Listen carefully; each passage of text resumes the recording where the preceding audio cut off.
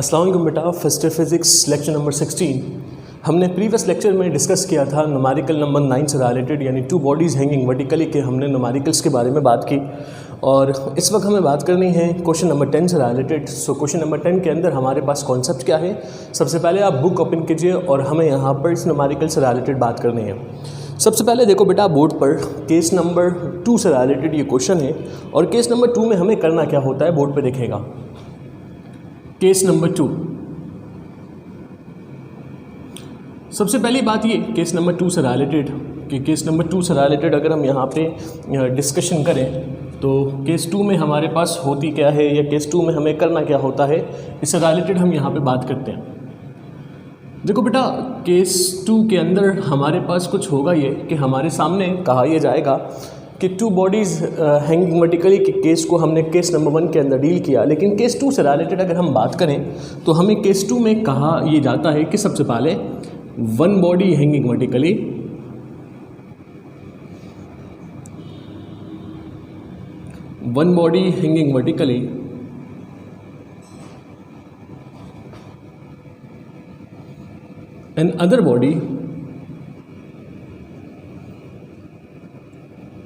and other body is placed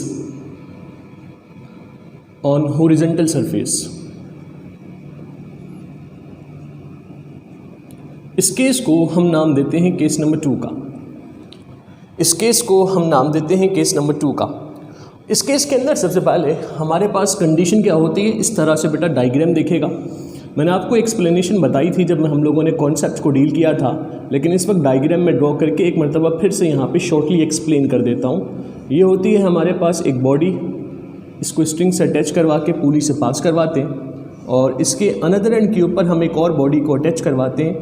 वो body जो vertically hang होती है उसके मास को हम m1 कहते हैं और वो बॉडी जो हॉरिजॉन्टल सरफेस के ऊपर हो उसके मास को m2 कहते हैं। याद रखिएगा, वो बॉडी जो वर्टिकली हैंग होगी उसके मास को m1 का नाम दिया जाता है और वो बॉडी जो हॉरिजॉन्टल सरफेस के ऊपर मौजूद हो उसके मास को हम m2 का नाम देते हैं। इस कंडीशन के अंदर हमारे पास एक्सेलरेशन का फॉर्मूला होगा m1 upon m1 plus m2 that is multiply with g, और फोर्स ऑफ टेंशन का फॉर्मूला होगा m1 m2 upon m1 plus m2 that is multiply with g। लेकिन एक चीज़ और याद रखिएगा, अगर टू बॉडीज़ हैंगिंग वर्टिकली का केस हो तो याद रखना हमेशा वो बॉडी जो हॉरिजॉन्टल सरफेस के ऊपर मौजूद हो वो बॉडी, उस बॉडी के ऊपर सरफेस यानी हॉरिजॉन्टल सरफेस एक फोर्स अप्लाई करता है, जिस फोर्स को हम नाम देते हैं बेटा किसका, नॉर्मल फोर्स का। नॉर्मल फोर्स का। और हमेशा याद रखना बेटा, डाउनवर्ड डायरेक्शन में इसका वेट होगा W2, डाउनवर्ड डायरेक्शन में इसका वेट होगा W1, M1 का वेट W1 और M2 का वेट W2। सो हमेशा होता ये है, फोर्स ऑफ टेंशन की डायरेक्शन को भी मैंने ड्रॉ किया, हमेशा होता ये है कि अर्थ यानी सरफेस इस बॉडी के ऊपर वेट के अपोजिट डायरेक्शन में एक फोर्स अप्लाई करती है। इस फोर्स को हम नॉर्मल फोर्स कहते हैं। और यूजुअली ये होगा कि जब कभी केस 2 के बारे में बात की जाती है तो वो हमेशा आपसे कहेगा कि आप फोर्स ऑफ टेंशन को भी कैलकुलेट करें, आप यहाँ पे फोर्स ऑफ टेंशन की भी वैल्यू को मालूम करें। और जब वो आपसे कह दे कि आप फोर्स ऑफ टेंशन को कैलकुलेट करो तो याद रखना फोर्स ऑफ टेंशन का फॉर्मूला होता है, मीन्स कहने का मतलब ये था कि वो हमेशा कहता ये है कि आपने नॉर्मल फोर्स भी मालूम करनी। मैंने फोर्स ऑफ टेंशन का वर्ड गलती से कह दिया। वो हमेशा कहता यह है कि आप नॉर्मल फोर्स भी कैलकुलेट करें। मतलब अगर कोई बॉडी हॉरिजॉन्टल सरफेस के ऊपर मौजूद है तो हमेशा सरफेस या हॉरिजॉन्टल सरफेस मींस के अर्थ सरफेस उस बॉडी के ऊपर वेट के अपोजिट डायरेक्शन में एक फोर्स अप्लाई करती है जिसे हम नॉर्मल फोर्स कहते हैं। और यूजुअली वो आपसे कहेगा कि आप नॉर्मल फोर्स भी मालूम करो, और नॉर्मल फोर्स हमेशा बराबर होता है किसके, वेट के। इट मीन्स कहने का मतलब ये है कि वेट के अपोजिट डायरेक्शनल होता है, वेट के बराबर होगा, यानी हमेशा नॉर्मल फोर्स बराबर होता है W2 के, क्योंकि W1 यानी हमारे पास जो बॉडी 1 है वो सरफेस के ऊपर तो मौजूद नहीं है, वो तो वर्टिकली हैंग है। वो बॉडी जो सरफेस के साथ कांटेक्ट होती है उस बॉडी के ऊपर नॉर्मल फोर्स अप्लाई होता है। दैट्स वाई आपने यहाँ नॉर्मल फोर्स मालूम करनी है और नॉर्मल फोर्स बराबर किसके होगा, W2 के बराबर होगा, यानी वेट के इक्वल मैग्नीट्यूड का होता है। सो W बराबर किसके होता है, mg के बराबर होता है। बात W2 के बारे में हो रही है तो ये किसके बराबर होगा, m2g के बराबर होगा। दैट्स वाई हम फॉर्मूला यूज़ करते हैं R के लिए। R जब कभी कहेगा मालूम करने के लिए तो फॉर्मूला होगा m2g, और g क्या होती है, कांस्टेंट होती है, ये भी याद रखिएगा, और g की वैल्यू होती है 9.8 metre per second square.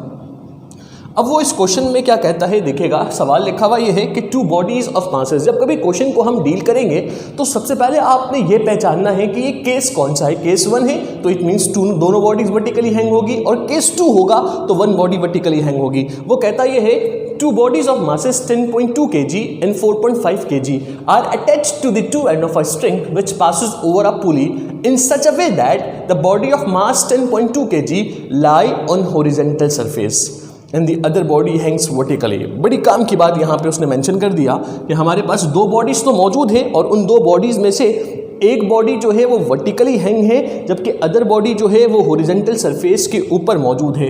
It means एक बॉडी को उसने कहा कि वो हॉरिजॉन्टल सरफेस के ऊपर मौजूद है, जबकि अदर बॉडी को हमने हैंग करवा दिया वर्टिकली। क्लियर? तो इसका मतलब यहाँ पे बात की जा रही है केस नंबर 2 से रिलेटेड। अगर केस 2 की डायग्राम को मैं ड्रॉ करूँ तो हमारे पास डायग्राम कुछ इस तरह से होगा। बोर्ड पे देखते रहिएगा बेटा।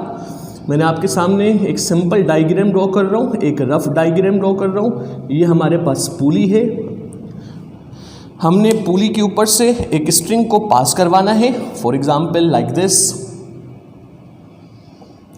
इसके एक एंड पर एक बॉडी को अटैच किया जिसके मास को हमने नाम दिया m1 का, और स्ट्रिंग के अनदर एंड के ऊपर हमने एक और बॉडी को अटैच किया जिसके मास को हमने नाम दिया m2 का। क्लियर? तो वो कहता ये है कि भाई बात की जा रही है दो बॉडीज़ के बारे में, और उन दो बॉडीज़ में से एक बॉडी हॉरिजॉन्टल सरफेस पर है और एक बॉडी वर्टिकली हैंग है।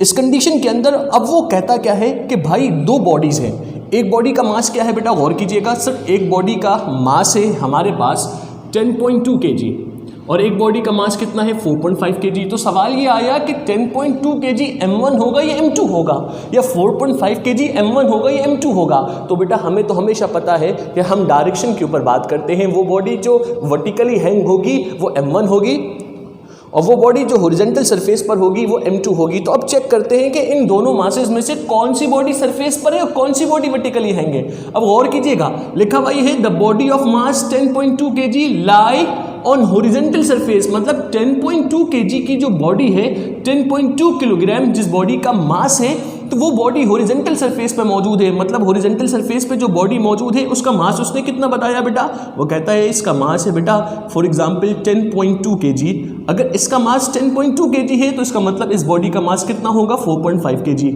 दैट्स वाई अगर हम डाटा ड्रॉ करें तो हमारे पास m1 का मास क्या बना बेटा 4.5 kg, और m2 का मास क्या बनेगा बेटा 10.2 kg। क्लियर? अब एक कांस्टेंट हम यहाँ पे यूज़ करेंगे क्योंकि हमें फॉर्मूले के अंदर g की वैल्यू को यूज़ करना है, और g क्या होता है बेटा 9.8 मीटर पर सेकंड स्क्वायर। अब वो इस क्वेश्चन में क्या कहता है मालूम करने के लिए, find the tension, find the acceleration tension in the string. हमें इस क्वेश्चन के अंदर जो चीज़ें मालूम करनी है आउट टू फाइंड के अंदर हम उसे भी मेंशन करते हैं। वो कहता यह है इस क्वेश्चन के अंदर कि आप मालूम करके बताएं। सबसे पहले हमें इस क्वेश्चन के अंदर मालूम करनी है यहाँ पर फाइंड द एक्सेलरेशन। इस क्वेश्चन के अंदर हमें मालूम करनी है एक्सेलरेशन की वैल्यू को, टेंशन इन द स्ट्रिंग, हमें फोर्स ऑफ टेंशन को मालूम करनी है। इट मीन्स हमें एक्सेलरेशन मालूम करनी है, हमें फोर्स ऑफ टेंशन मालूम करनी है। लेकिन सर आपने ये भी बताया था कि जब कभी केस नंबर 2 के बारे में बात की जाती है तो वो हमेशा हमें नॉर्मल फोर्स भी मालूम करने के लिए कहता है, और नॉर्मल फोर्स हमेशा किसका होता है m2 का होता है। आगे क्वेश्चन को देखो, and also force which the surface exit on the body of mass 10.2, क्योंकि 10.2 आपके पास क्या है m2 है, तो वो कहता है m2 यानी 10.2 किलोग्राम के ऊपर सरफेस जो फोर्स अप्लाई करेगी, आपको पता है सरफेस की फोर्स को हम क्या नाम देंगे नॉर्मल फोर्स का। तो वो कहता है आपने यहाँ पर वो फोर्स भी मालूम करनी है जो सरफेस अप्लाई करेगा किसके ऊपर 10.2 के ऊपर, और 10.2 का नाम क्या है m2। इट मीन्स हमें नॉर्मल फोर्स मालूम करनी है किसकी m2 की। चाहो तो ब्रैकेट में लिख सकते हो ऑन m2। समझ आ रही है बात बेटा? ओवरऑल कंडीशन जो हमारे सामने मौजूद था, हमने उस कंडीशन को आपके सामने ड्रॉ किया। दो बॉडीज थी बेटा, एक बॉडी के मास को हमने नाम दिया 10.2 किलोग्राम का और एक बॉडी के मास को हमने नाम दिया 4.5 का। अब 4.5 m1 कैसे बना और 10.2 m2 कैसे बना, इसकी कंडीशन को मैंने एक्सप्लेन बेटा आपके सामने सरफेस की बिहाफ पर किया। वो बॉडी जो वर्टिकली हैंग होती है वो हमेशा m1 होगी और वो बॉडी जो हॉरिजॉन्टल सरफेस के ऊपर मौजूद हो उस बॉडी के मास को हम नाम देंगे m2 का। दैट्स व्हाई वो कहता है कि 10.2 kilogram lie on horizontal surface. तो इसका मतलब 10.2 का मास क्या बना, m2 बन गया। अगर ये वाला मास 10.2 यानी m2 बन गया तो अदर मास क्या बनेगा, m1 बन जाएगा। तो आओ इस क्वेश्चन की सिंप्लीफिकेशन से रिलेटेड हम बात करते हैं। हमें इस क्वेश्चन के अंदर सबसे पहले मालूम करनी है किसकी वैल्यू को, एक्सेलरेशन की वैल्यू को। सो हमने मेंशन किया यहाँ पर एक्सेलरेशन। सबसे पहले हम यहाँ पे मालूम करेंगे एक्सेलरेशन की वैल्यू को। सर अगर हम यहाँ पर एक्सेलरेशन को कैलकुलेट करें तो हमारे पास एक्सेलरेशन का फॉर्मूला क्या होगा और इस फॉर्मूले से रिलेटेड हम यहाँ पे बात करते हैं। सबसे पहले एक्सेलरेशन को कैलकुलेट करने से पहले मैंने एक सेंटेंस यहाँ पर मेंशन किया, बोर्ड पे देखिएगा, एज वी नो दैट। हम जानते हैं सर, क्या जानते हैं सर, हमारे पास एक्सेलरेशन का फॉर्मूला क्या होता है सर, फॉर्मूला होता है ए is equals to m1 upon m1 plus m2 then that is multiply with g। Values की सब्स्टिट्यूशन करवाते हैं। m1 की जगह पे क्या लिखेंगे सर, 4.5 आपके सामने मौजूद है बेटा, m1 है 4.5, m2 है 10.2। इसके बाद देखो बेटा फिर लिखा हुआ है m1 plus m2, it means 4.5 plus 10.2 multiply with g और g का मतलब क्या बनेगा 9.8। मैंने a को a लिखा, सबसे पहले 4.5 को मल्टीप्लाई करवाओ 9.8 से। आप सबके हाथ में कैलकुलेटर का होना बहुत ज़रूरी है और लाजिम है बेटा आपके पास कैलकुलेटर होना चाहिए इस वक्त हाथ में, नहीं है तो जल्दी से कैलकुलेटर अपने हाथ में ले ले बेटा। 4.5 को हमने मल्टीप्लाई करवाया किससे बेटा, 9.8 से, तो वैल्यू आ रही है हमारे पास 44.1 विच इज़ डिवाइडेड बाय, इन दोनों को सम करें सर, इन दोनों को सम करने से वैल्यू आ रही 14.7। चेक कर लो, 4.5 प्लस 10.2 वैल्यू आई 14.7। अब क्या करेंगे, दोनों को डिवाइड करवाएंगे। 44.1 को डिवाइड करवाओ किससे, 14.7 से। 44.1 which is divided by 14.7, sir value आ रही है कितनी, 3 metre per second square, 3 metre per second square. हमने एक्सेलरेशन की वैल्यू को कैलकुलेट कर लिया और हमारे सामने इस वक्त एक्सेलरेशन की जो वैल्यू है वो मैंने आपके सामने बोर्ड पे मेंशन कर दिया। अब इसके बाद हमें इस क्वेश्चन के अंदर क्या मालूम करनी है, फोर्स ऑफ टेंशन की वैल्यू को। और बेटा आप टेंशन की वैल्यू को मालूम करते हैं। मैंने मेंशन किया फोर्स ऑफ टेंशन। सर अगर हम यहाँ पर अगर फोर्स ऑफ टेंशन को कैलकुलेट करें तो फोर्स ऑफ टेंशन को कैलकुलेशन के लिए हमारे पास फॉर्मूला क्या होगा, याद है कुछ बेटा? आपके सामने भी मैंने एक्सप्लेन किया था, बल्कि बोर्ड पे लिखा हुआ भी है कि अगर आपने फोर्स ऑफ टेंशन को यहाँ पे कैलकुलेट करना है तो फोर्स ऑफ टेंशन का फॉर्मूला क्या होगा। सबसे पहले मैंने एक स्टेटमेंट मेंशन किया, as we know that, as we know that. समझ में आ रहा है ना बेटा? सो देखिएगा T बराबर किसके होगा, m1 into m2 upon m1 plus m2 multiply with g। In actual बेटा ये थोड़ी डॉक्टर वाली राइटिंग मैंने लिखी है, अब समझ जाइएगा, ठीक है। सो मैंने T को T मेंशन किया, m1 की जगह पर क्या मेंशन करेंगे, m1 की वैल्यू 4.5 और m2 की जगह पर 10.2 means 4.5 multiply 10.2 upon 4.5 plus 10.2 multiply g का मतलब 9.8। अच्छा बोर्ड पे जो लिखा हुआ है मैं उसे रिमूव भी कर रहा हूँ, दिखेगा। अच्छा जब कभी मैं कुछ भी बोर्ड के ऊपर कंडीशन को मेंशन करूँगा बेटा तो हमेशा आपने अपनी कॉपी के ऊपर रफ कॉलम ड्रॉ करके वो तमाम चीज़ें नोट करनी है। समझ आ रही है बात? अब इसके बाद अगर अब हम यहाँ पर कैलकुलेशन को परफॉर्म करवाएं या कैलकुलेशन से रिलेटेड हम बात करें, सबसे पहले देखो यहाँ पर मैंने T यानी टेंशन फोर्स को सेम लिखा। ये तीनों आपस में क्या हो रहा है, मल्टीप्लाई। इट मीन्स हम 4.5 को मल्टीप्लाई करवाएंगे 10.2 से और उसे मल्टीप्लाई करवाएंगे किससे, 9.8 से। तो वैल्यू आ रही है sir 449.82 which is divided by, इन दोनों को सम करें 4.5 प्लस 10.2 वैल्यू क्या आएगी 14.7। अब क्या करें सर, दोनों को डिवाइड करवाते हैं।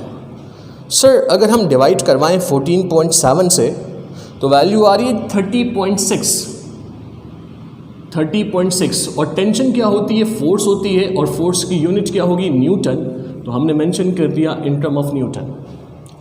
बोलो बेटा क्लियर, कोई कंफ्यूजन तो नहीं है यहाँ तक किसी को? अभी बड़ी सिंपल वे में हमने डिस्कशन की और हमने बात की और फोर्स ऑफ टेंशन को हमने मालूम किया। अब हमें क्या मालूम करनी है, नॉर्मल फोर्स मालूम करनी है, मीन्स के आर मेंशन किया नॉर्मल फोर्स।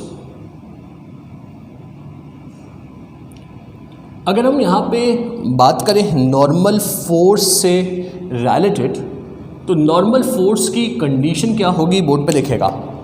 सबसे पहले मैंने मेंशन किया as we know that. Sir जब कभी हमें नॉर्मल फोर्स मालूम करनी हो तो नॉर्मल फोर्स हमेशा किसकी मालूम करते हैं बेटा? मैंने अभी आपको बताया था नॉर्मल फोर्स हमेशा m2 के लिए मालूम करते हैं। अगर m2 के लिए करें तो इट मीन्स नॉर्मल फोर्स का फॉर्मूला अभी मैंने मेंशन किया था कि नॉर्मल फोर्स जब कभी कहेगा तो वो केस 2 में कहेगा और इसका फॉर्मूला होगा m2g। सो m2 की जगह पे 10.2 मल्टीप्लाई g की जगह पे 9.8, दोनों को मल्टीप्लाई करवाएं। सर अगर हम 10.2 को मल्टीप्लाई करवाएं 9.8 से तो वैल्यू आ रही है 99.96। और नॉर्मल फोर्स ये भी एक फोर्स होती है, दैट्स वाई इसकी यूनिट क्या होगी न्यूटन होगी। हमने यहाँ तक इसे कैलकुलेट किया और आपके सामने ओवरऑल कंडीशन को मैंने ड्रॉ किया। जो भी इस क्वेश्चन की बेसिक कंडीशंस थी उस कंडीशन को मैंने एक्सप्लेन किया। समझ आ गई बात बेटा? अच्छा एक चीज़ और देखिएगा, ये जो क्वेश्चन अभी हमने डील किया, बुक का जो क्वेश्चन है क्वेश्चन नंबर 10, ये एयर बेटा 2001 में भी आ चुका है। ये क्वेश्चन 2001 में भी आ चुका है। समझ आ रही बात? अब मैं आपको कुछ क्वेश्चंस करवाऊंगा पास्ट पेपर से। पास्ट पेपर्स को ओपन कीजिएगा और पास्ट पेपर से रिलेटेड हम बात करते हैं। हमारे पास जो क्वेश्चंस मौजूद है पास्ट पेपर से, और इस क्वेश्चन को हम यहाँ पे अब डील करते हैं। सबसे पहले देखिएगा पास्ट पेपर्स के अंदर एक क्वेश्चन है 1989। ईयर क्या है बेटा 1989। मैं रिमूव कर रहा हूँ।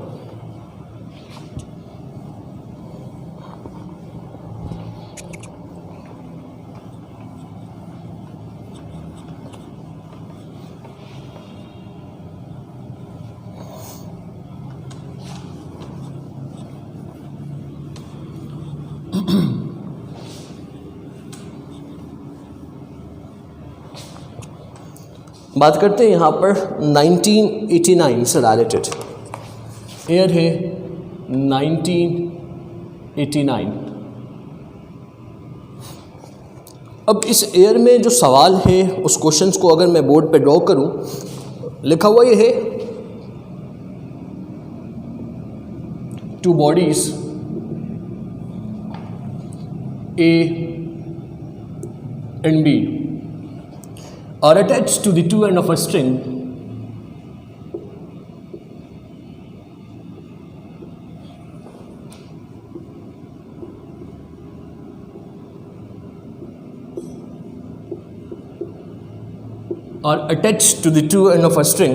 which passes over a pulley.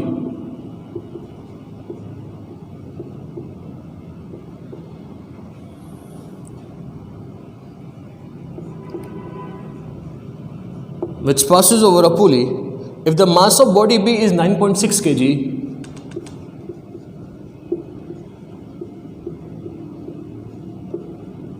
if the mass of body B is 9.6 kg, find the mass of the body A which moved downward with an acceleration of 0.1 meter per second squared. Find the mass of body A which moved downward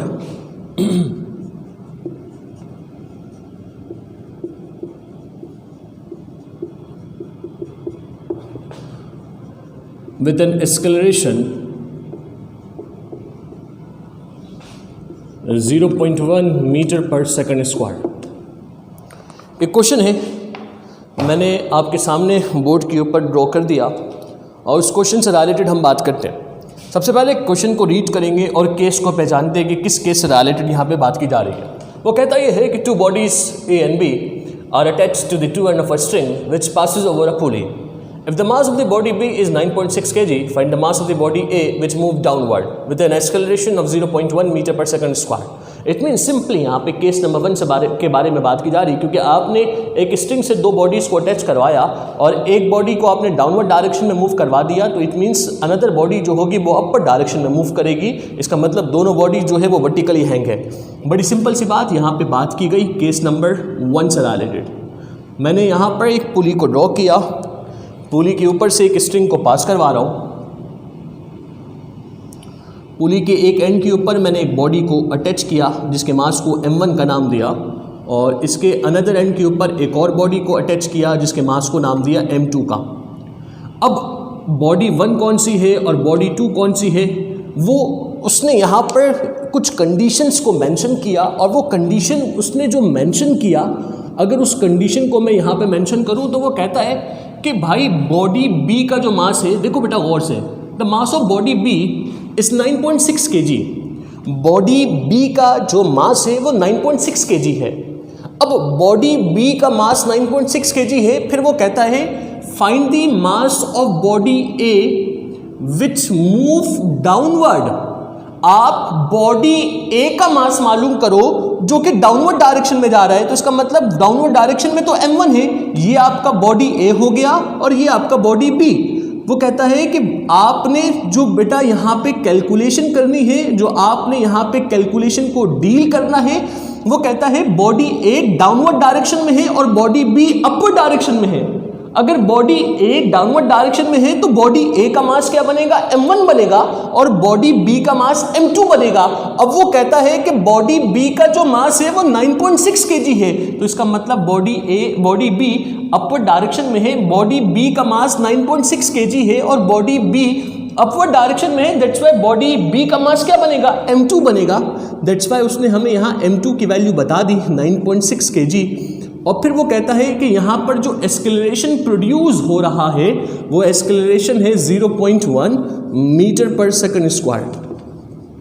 क्योंकि बेटा हमेशा याद रखिएगा, हम हमेशा direction के ऊपर बात करते हैं और जी की वैल्यू होती है 9.8 मीटर पर सेकंड स्क्वायर। इस क्वेश्चन के अंदर हमें मालूम करनी है बॉडी ए के मास को, और बॉडी ए कहाँ मूव कर रहा है, डाउनवर्ड डायरेक्शन में। दैट्स वाई बॉडी ए का मास क्या बनेगा, m1। हमें यहाँ पर m1 की वैल्यू को कैलकुलेट करना है। जो भी ओवरऑल कंडीशन थी, मैंने ओवरऑल कंडीशन को आपके सामने यूज़ किया और आपके सामने बोर्ड के ऊपर मैंने ड्रॉ कर दिया। हमारे सामने एक्सेलरेशन था, मैंने एक्सेलरेशन मेंशन किया, और जी की वैल्यू इसलिए मेंशन किया क्योंकि हम फॉर्मूले में जी को यूज़ करते हैं और कैलकुलेशन से रिलेटेड हम बात करते हैं। सबसे पहले मैंने मेंशन ये किया, as we know that formula क्या होगा सर, 2 बॉडीज हैंगिंग वर्टिकली के एक्सेलरेशन का formula m1 minus m2 upon m1 plus m2। एक बच्चे ने सवाल किया, सर एक बात तो बताएं। मैंने कहा पूछिए बेटा क्या बात है। वो कहता है सर आपने ये वाला फॉर्मूला क्यों यूज़ किया। चले 2 बॉडीज हैंगिंग वर्टिकली है तो 2 बॉडीज हैंगिंग वर्टिकली के आपने एक्सेलरेशन का फॉर्मूला यूज़ किया, आपने टेंशन का फॉर्मूला क्यों यूज़ नहीं किया। मैंने कहा ठीक है भाई, सवाल तो बिल्कुल सही है आपका। तो मैंने उसको जवाब ये दिया कि बेटा यहाँ पे जो चीज़ गिवन है वो एक्सेलरेशन गिवन है या टेंशन गिवन है। वो कहता है सर एक्सेलरेशन गिवन है। तो बेटा अगर एक्सेलरेशन गिवन है तो एक्सेलरेशन के फॉर्मूले से काम स्टार्ट करेंगे, अगर टेंशन गिवन होता तो हम टेंशन का फॉर्मूला यहाँ पे यूज़ करते हैं। समझ आ रही है। जो भी वैल्यूज़ गिवन है सब्स्टिट्यूट करवाओ। एक्सेलरेशन आपके पास 0.1 है और m2 आपके पास 9.6 है। तो मैंने मेंशन किया 0.1, m1 को मैंने सेम लिखा क्योंकि मालूम करनी है, और m2 की वैल्यू है 9.6। m1 को मैंने सेम लिखा, m2 की जगह पे 9.6, मल्टीप्लाई विद g, और g की जगह पे 9.8। अब ये 9.8 मल्टीप्लाई में था, अदर साइड पे लेकर आओ, डिवाइड पे जाएगा। यहाँ पे क्या बचा, m1 माइनस का 9.6 अपॉन m1 प्लस 9.6। क्लियर। इसके बाद दोनों को डिवाइड करवाएं। सर अगर हम डिवाइड करवाएं 0.1 को, अगर हम यहाँ 0.1 को डिवाइड करवाएं 9.8 से तो वैल्यू आई 0.01 और इसे मैंने सेम लिख दिया m1 माइनस का 9.6 अपॉन m1 प्लस 9.6। अब क्या करें सर, ये कंप्लीट टर्म यहाँ डिवाइड पे है, उठा के अदर साइड पे लेकर आए तो मल्टीप्लाई होगा, यानी 0.01 से मल्टीप्लाई होगा क्या बेटा, m1 प्लस 9.6 और यहाँ पे क्या रह गया m1 माइनस 9.6 को मैंने सेम लिखा। ये चीज़ डिवाइड पे थी, उठा के इधर लेकर आओ तो मल्टीप्लाई हो गया। अब 0.01 एक मरतबा m1 से मल्टीप्लाई होगा और एक मरतबा 9.6 से होगा। 0.01 को m1 से मल्टीप्लाई करवाएं तो वैल्यू आएगी 0.01 m1 प्लस 0.01 को 9.6 से मल्टीप्लाई करवाएं तो it means 0.01 that is multiply with 9.6 तो वैल्यू आई 0.096 और यहाँ लिखा हुआ है m1 माइनस का 9.6, इसे मैंने सेम लिखा। अब तमाम कांस्टेंट को एक साइड पे कर लें और तमाम m1 की वैल्यूज़ को एक साइड पे कर लें। जैसे ये माइनस का 9.6 था, उठा के इधर लेकर आओ तो क्या बनेगा 0.096, इधर आके ये प्लस का 9.6 बन जाएगा। ठीक है बेटा, यहाँ पे क्या लिखा हुआ है m1 मैंने सेम लिखा, ये प्लस का 0.01 था, उठा के अदर साइड पे लेके जाओ तो माइनस का 0.01 m1। ठीक है, ये प्लस का था, वहाँ पे जाके ये माइनस का बन गया। दोनों को सम करें सर, दोनों को सम करने से वैल्यू आई 9.696। इन दोनों में कॉमन क्या है सर, m1।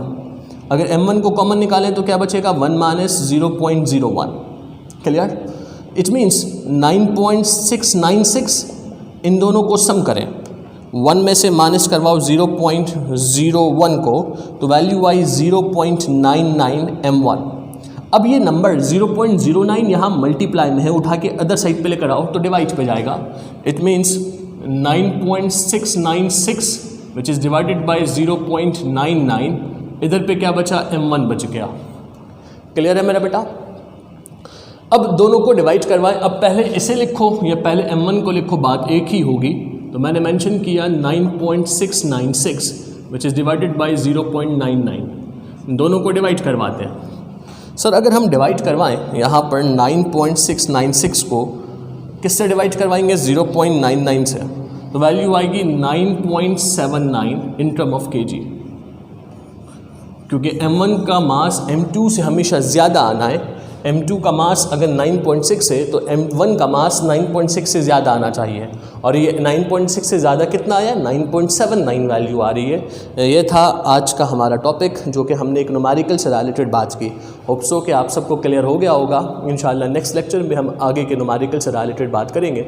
मेरे बच्चों अपना बहुत ख्याल रखिएगा। Thank you so much. अल्लाह हाफिज़।